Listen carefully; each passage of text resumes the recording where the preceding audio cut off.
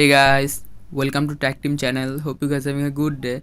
In this video, I'm gonna show you how can you create a group in Instagram. So let's continue to Instagram. After going to Instagram, you can see in the top right icon, messenger icon. Click on this messenger icon. After clicking on this messenger icon, you can see again in the same place plus icon. Click on this. After clicking on this, you can see it will show you your friends and followers, but you can also search for your friends and followers in the top search bar, just like I'm searching for.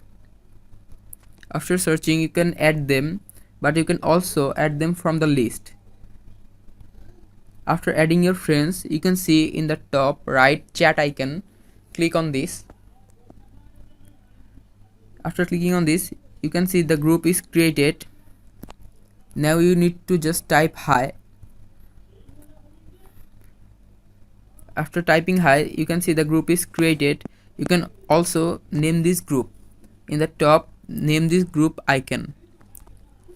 Just like I'm giving a name, you can name this group. After naming this group, you can see the group is created. Guys, this is how can you create a group in Instagram. So guys, if you find this video helpful, then give a thumbs up and don't forget to subscribe the channel. Thank you very much for watching the video.